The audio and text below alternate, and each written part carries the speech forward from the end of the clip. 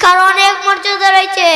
ইংরেজিতে একটি প্রবাদ বাক্য রয়েছে, education is the most powerful weapon which you can use to change the world. শিক্ষা হলো এমন একটি শক্তিশালী অস্ত্র যা আপনি সারা বিশ্বকে পরিবর্তন করতে পারেন। তাহলে আমরা এখান থেকে বুঝতে পারলাম আরবি শিক্ষা, দ্বীনি শিক্ষা অনেক মর্যাদা রয়েছে। যেমন আকাশের মধ্যে লক্ষ লক্ষ তারার মাঝে একটি মাত্র চাঁদের মর্যাদা আছে।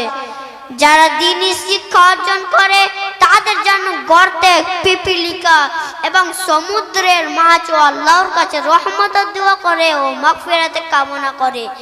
এমনকি আসমানের নিচে জমিনের উপরে প্রত্যেকটি মাখলুকাত তার জন্য রহমতের দোয়া করে। তাহলে আমরা জানতে পারলাম পবিত্র কুরআন ও হাদিস থেকে যে শিক্ষার কত গুরুত্ব ও শিক্ষার কত মর্যাদা আছে। এখানে শিক্ষা বলতে দ্বীন শিক্ষা কথা বলা হয়েছে। শিক্ষা হচ্ছে জাতির মেরুদণ্ড। তবে হ্যাঁ, দ্বীনি শিক্ষা একমাত্র জাতির কল্যাণ নিয়ে আসতে পারে। তাই তো আল্লাহ রাসূলুল্লাহ সাল্লাল্লাহু আলাইহি ওয়াসাল্লাম হাদিসের মধ্যে বলেছেন, তলাবুল ইলমি ফরিজাতুন আলা কুল্লি মুসলিমিন। অর্থাৎ যারা দ্বীনি শিক্ষা অর্জন করা পৃথিবীর প্রত্যেকটি মানুষের উপর ফরজ। যেমন ছোট বড় বয়স্ক নারী পুরুষ সকলের উপর ফরজ করা হয়েছে। নামাজ যেমন ফরজ, রোজা যেমন ফরজ, সেরকম দ্বীনি শিক্ষা অর্জন করা ফরজ। অবশেষে আমি আল্লাহর কাছে দোয়া করি আল্লাহ যেন আমাদেরকে ইন্নাল্লাহা ইয়ারফাউ বিহাযাল কিতাবি আকওয়ামা ওয়া ইয়াযউ বিহি আখারিন।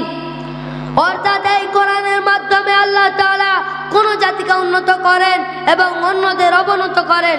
মুসলিম, এই কোরআনের মাধ্যমে আল্লাহ তাআলা মানুষ ইহকাল ও পরকালের মর্যাদা লাভ করতে পারে। আর কোরআন তেলাওয়াত না করলে মানুষ উভয় জীবন হবে লাঞ্ছিত। अलगर्ज ये कि किसी को उससे छुटकारा नहीं, कोई ताकतवर तब भी और कोई कमजोर जब भी, हर हाल में उसे उसका दाय का चखना ही है। तो अल्लाह ताला ने अपनी किताब मुकद्दस में दो टूक फैसला सुनाते हुए फरमाया है, वमा जअलना लिबशरिन मिन क़ब्लिकल खुल्द अफ़इन मित्त फ़हुमुल ख़ालिदून कुल्लु नफ्सिन ज़ाइक़तुल मौत।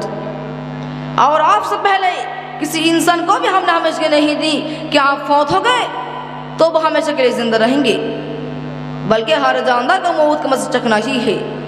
यानी आए मोहम्मद सल्लल्लाहु अलैहि वसल्लम, ना तो आपसे पहले किसी इंसान को हमेशा के लिए जिंदा रखा गया और ना ही आप हमेशा के लिए जिंदा रहने वाले हैं। यानी हर जानदार का मौत का मज़ा चखना ही है। सच है कि लौ काना फिद दुनिया अबक़ा लमा मात ख़ैरुल मुरसलीन मोहम्मद।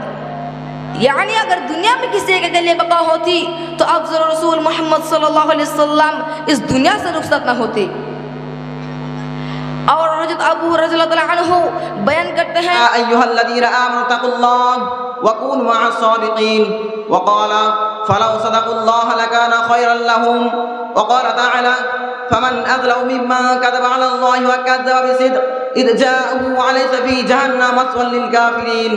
وقد بين أن هذه الصفة صفة الأنبياء والمرسلين، فقال عن إبراهيم عليه الصلاة والسلام قال واذكر في الكتاب إبراهيم إنه كان صادق الوعد وكان رسولا نبيا.